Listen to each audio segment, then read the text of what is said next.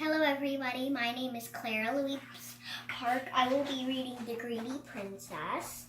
And if you have time, you can come back and see the next video of the tiger and the rabbit that will be showing tomorrow, I hope. Now, let's read. The Greedy Princess.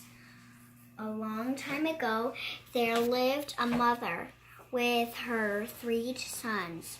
One day, she had them all sit in front of her. When they were all quiet, she told them, "We have 3 treasures from our ancestors. I will give one to each of you, but you must not show it to anyone." She took out an old worn sack and she had kept hidden away. From the sack, she took out 3 treasures: a big blue marble and a bamboo flute and a patched up vest. She gave the blue marble to her oldest son, the bamboo to her second son, and the patched up vest to her youngest son. The 3 sons looked at each other in disbelief. "Mother," they all cried, "these are not treasures. They are junk." But Mother smiled quietly. "When you rule the marble," she told her first son, "you will get a lot of money. When you blow the flute," she told her middle son, "you will be able to call a band of well-armed guards." And she told her third son, "When you wear the vest, no one can see you." The 3 sons all winked at each other and smiled. Very soon after their mother died, it was not long before the second sons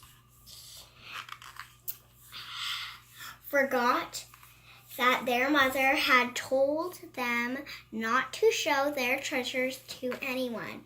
They showed them all to the people in the village and bragged about their magic power.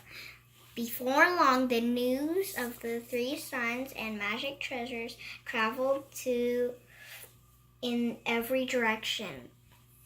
When the news finally reached to their ears of the greedy princess who lived in the great palace, the princess said to herself, "Somehow I must get those 3 treasures."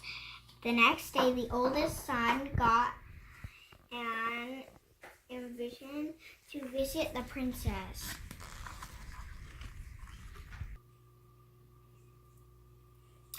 "Oh boy," he shouted, "I've always wanted to see inside of the palace." He put his best clothes and went to the palace,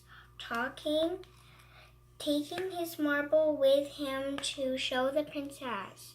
She entertained him in a grand manner. She showed him all around. She fed him the best food. The oldest son had never seen or tasted anything like it. To impress the princess, he took the magic marble from his shirt and rolled it. As it rolled, it left a trail of money behind. The princess became very excited. She grabbed the marble and hid her dress. She had the oldest son locked in a dungeon. The next day, she invited the second son to visit her at the palace. She showed him all around except the dungeon, of course, and he fed him very well. To make her happy, the second son offered to play with his magic flute for her. "When I play it," I can call the band and of armed guards. They will do whatever I order, he said.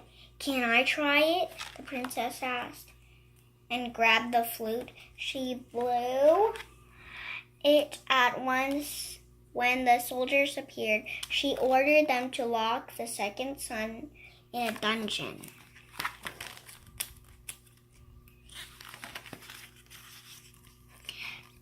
The third brother was very worried. His oldest brother had not returned from the palace. Neither had the other brother. He finally put his vest on and sneaked into the palace. He crept around unnoticed, and before long he found the room of the princess. She was rolling the marble and blowing the flute and smiling very wickedly. Then sudden, achoo! He sneezed very loudly.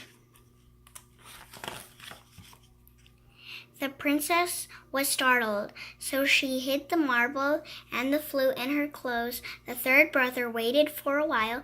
Then he tried to ease his brother's treasures out of her dress. He could not be seen, but he could be felt. A burglar! Shouted the princess. She blew the bamboo flute. The guard suddenly appeared. It was the third brother. Could you get out of the room without getting caught? Resting by the well outside the palace, he saw a tree full of delicious apples.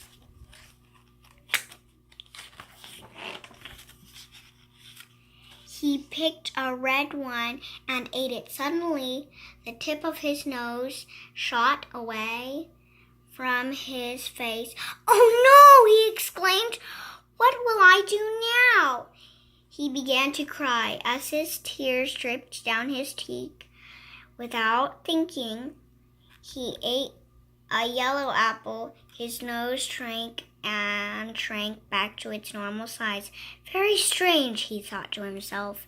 Then he had an idea. He picked an armful of red apples, left the well. Dressing up in a man-shade, he went back to the palace. "Apples, delicious apples," he called. The greedy princess came outside at once, her mouth watering. The third brother walked up to her. He said, "Dear princess, you look very hungry. Please try one of my apples. I will give you one free of charge." At the word free, the princess grabbed up a juicy red apple and gobbled it up at once. A gulp. Her nose shot like an arrow. "Oh my nose!" she shouted, as all the courtiers came running to see what was the matter. The third brother crept into the palace again. As he was wearing his vest, it did not take long for him to find his brother's treasures, but he could not find his brothers, and blew the bamboo flute, and a troop of guards appeared. Instantly, he ordered them to search the palace for his brothers. Before long, the three brothers were able to leave the palace with their treasures. They lived happily ever after that and kept their treasures a secret. But the greedy princess with the very ugly nose lived a long, sad life. Bye.